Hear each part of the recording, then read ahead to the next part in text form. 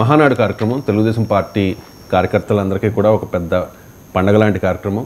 అందులోనూ అధికారంలోకి వచ్చిన తర్వాత ఫస్ట్ టైం జరుగుతున్న కార్యక్రమం. ఈ మహానాడు కార్యక్రమాన్ని జగన్ ఇలాకా కడపలో నిర్వహించాలని తెలుగుదేశం పార్టీ ఆల్రెడీ డిసైడ్ అయిందట సార్. చంద్రబాబు నాయుడు కూడా రీసెంట్గా జరిగిన 43వ పార్టీ ఆవిర్భావ దినోత్సవం సందర్భంగా శ్రేణులకు చెప్పేశారట, కడపలో ఈసారి మహానాడు నిర్వహిద్దాము అని చెప్పేసి. సో కడపని ఎంచుకోవడం వెనుక ఉన్న వ్యూహం ఏంటి సార్? ఎందుకంటే కడప ఇప్పుడు కాదు రాజశేఖర రెడ్డి కుటుంబానికి. మీరు ఒక 40-50 ఇయర్స్ హిస్టరీ తీస్తే నాకు గుర్తున్నంత వరకు రాజశేఖర రెడ్డి ఎంపీగా ఉన్నాడు, వివేకానంద రెడ్డి ఎంపీగా ఉన్నాడు, జగన్మోహన్ రెడ్డి ఎంపీగా ఉన్నాడు, ఇప్పుడు జగన్మోహన్ రెడ్డి కజిన్ అవినాష్ రెడ్డి ఎంపీగా ఉన్నాడు.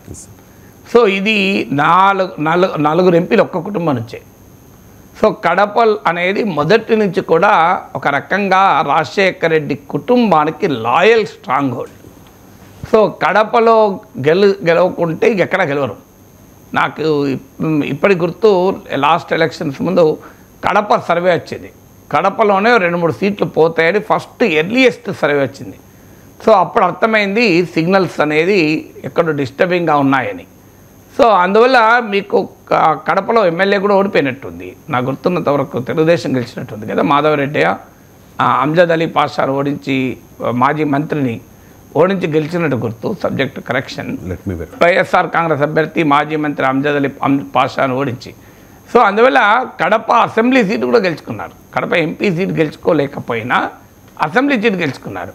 సో అందువల్ల ఎప్పుడు కూడా ప్రత్యర్థికి బలమైన కంచుకోటగా భావించే ప్లేస్లో కొడితే ప్రత్యర్థి మనోస్థైర్యం దెబ్బతింటుంది, ప్రత్యర్థికి వెనకాలన్న సైన్యం యొక్క మనోస్థైర్యం కూడా దెబ్బతింటుంది. 4+4 ఆఫర్. మొదటిసారిగా కంట్రీ డిలైట్ పాలని 4 రోజులు ఆర్డర్ చేసిన వాళ్ళకి మరో 4 రోజులు ఫ్రీ. ఇంకెందుకు ఆలస్యం, యాప్ని డౌన్లోడ్ చేసుకోండి. Download the country delight app now. అందుకే మీకు కుప్పంలోనే చంద్రబాబు నాయుడు ఓడించాలి అని జగన్మోహన్ రెడ్డి టార్గెట్ పెట్టుకొని పనిచేసి స్థానిక సంస్థల్లో కొన్ని విజయాలు కూడా సాధించారు. సో అలాగే పవన్ కళ్యాణ్ను పిఠాపురంలో ఓడించాలి అనే దానికి జగన్మోహన్ రెడ్డి పెద్ద ప్రయత్నం చేశారు. మీకు పిఠాపురంలో పవన్ కళ్యాణ్ను, మంగళగిరిలో లోకేష్ను, కుప్పంలో చంద్రబాబు నాయుడును ఓడించాలని చెప్పి ప్రత్యేకంగా మీకు విజయసాయి రెడ్డి, అవినాష్ రెడ్డి, వీళ్ళకు మిథున్ రెడ్డి వీళ్ళకు ప్రత్యేకమైన బాధ్యతలు ఇచ్చి కేంద్రీకరించారు కూడా.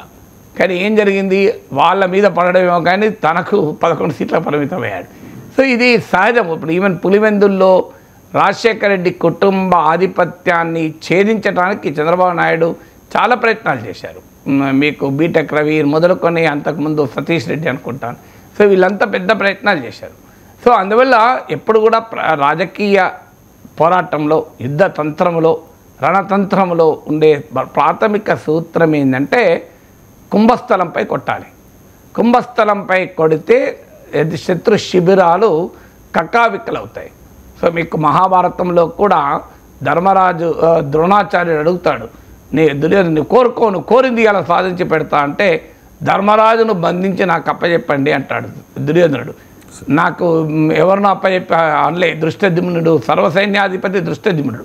కానీ దృష్టద్యుమ్నుడిని అరెస్ట్ చేసి ఇవ్వమని చెప్పలే, లేదా మళ్ళీ ద్రౌపదిని తీసుకురా సభకు అని చెప్పి చెప్పలే. ఏం చెప్పాడు ధర్మరాజు? ఎందుకంటే ధర్మరాజు కనుక నిర్బంధించబడితే పాండవుల మనోస్థైర్యం దెబ్బతింటుందట. అందుకే మీకు పద్మవ్యూహం పడినప్పుడు సుభద్రాదేవి వచ్చి అభిమన్యు ఉంటుంది, నీ తండ్రి లేని సమయాన్ని చూసి గురువు పద్మవ్యూహం పన్నాడట, పెద్దనాన్నను బంధిస్తారట అభిమన్య అని చెప్పి అభిమన్యుని ప్రోత్సహిస్తుంది.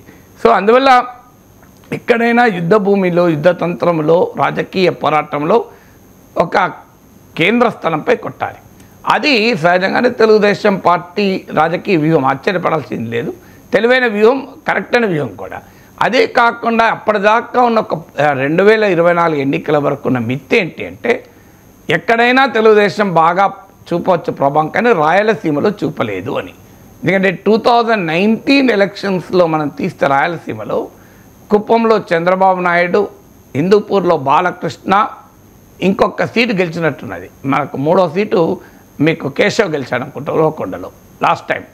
సో ఈ 3 సీట్లు 3-4 సీట్లు మినహా మీకు రాయలసీమలో గెలవలేదు. గ్రేటర్ రాయలసీమని ఇంక్లూడింగ్ నెల్లూరు అండ్ ప్రకాశం కూడా కలుపుకుంటే గ్రేటర్ రాయలసీమ అంటాం. గ్రేటర్ రాయలసీమలో కూడా టీడీపీ విజయం చాలా పరిమితం. అలాంటిది ఈసారి రాయలసీమ లేదు, గ్రేటర్ రాయలసీమ లేదు, కడప లేదు, అన్నిటినీ తుడిచిపెట్టుకొచ్చారు కదా. సో దానికి ఒక గ్రాటిట్యూడ్గా కూడా అంటే రాజశేఖర్ రెడ్డికి కుటుంబానికి, జగన్మోహన్ రెడ్డికి లాయలు దుర్భేద్యమైన కంచుకోటది అని భావిస్తున్నటువంటి రాయలసీమ గడ్డ పైన జగన్మోహన్ రెడ్డికి ఒక రాజకీయ ఓటమిని తెలుగుదేశం సాధించగలిగింది. అందువల్ల దాన్ని సెలబ్రేట్ చేసుకోవడం కూడా ఆ పార్టీకి అవసరం కదా. అందుకే బహుశా కడపను మహానాడుకి ఎంచుకున్నట్టుంది. రైట్ సార్, మీరు చెప్పింది కరెక్ట్ సార్. అంజాద్ బాషాని ఓడించి మాధవి రెడ్డి గెలిచారు సార్. మాధవి రెడ్డి